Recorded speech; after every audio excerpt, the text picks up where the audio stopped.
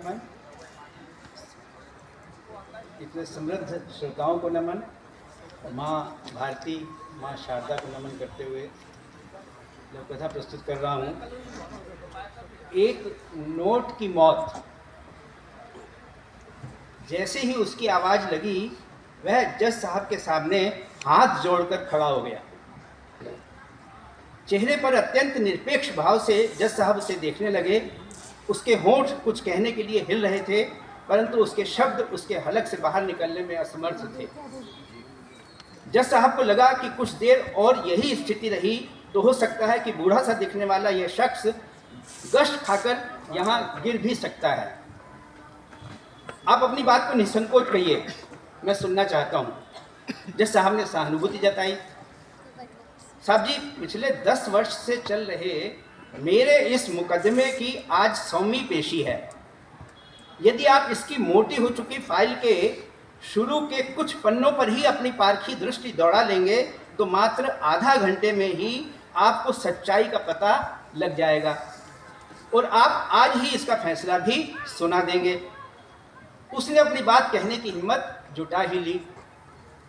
उसका कथन अभी पूरा भी नहीं हुआ था कि विरोधी वकील बोल पड़ा, साहब जी, ये सज्जन इमोशनल कार्ड खेलकर बिना वजह कोर्ट का समय नष्ट कर रहे हैं। जज साहब की स्थिर मुद्रा में कोई परिवर्तन नहीं हुआ। वे अपनी चिर परिचित लय में सभी को चुपचाप देखते रहे। साहब जी, मेरी बस इतनी विनती है कि इस बार आप मुझे डेट ना देकर डिसीजन देने की कृपा करें। मैं शाम तक प्रतीक्षा भी कर लूँगा। जज साहब की गंभीर मुद्रा में फिर भी कोई परिवर्तन नहीं हुआ।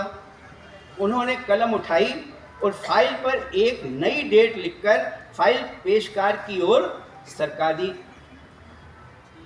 जो एक लड़की थी, हमेशा की तरह वह उस कन्या पेशकार की ओर मुड़ गया।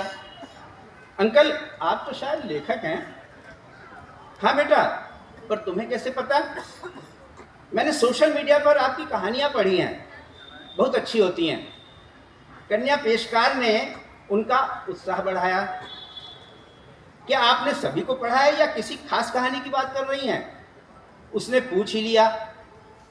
अंकल, सब तो याद नहीं, पर चपरासी वाली वो कहानी जिसमें एमए पास एक बेरोजगार युवक मास्टर की नौकरी छोड़कर कचहरी का चपरासी बनना पसंद करता है और उसी के बूते जिंदगी के सारे सुख उसकी झोली में आ गिरते हैं।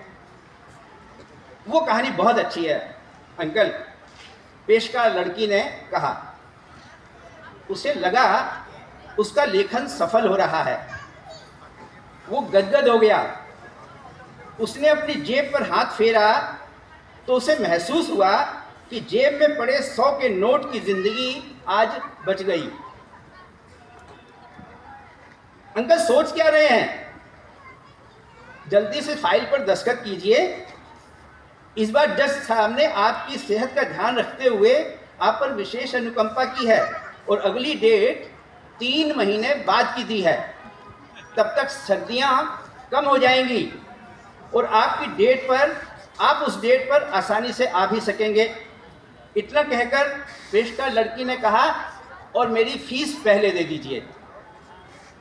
लड़की मुस्कुरा रही थी और वो अपने कांपते हाथ जेब में पड़े हुए 100 के नोट की मौत को शांत करने के लिए बढ़ा चुका था।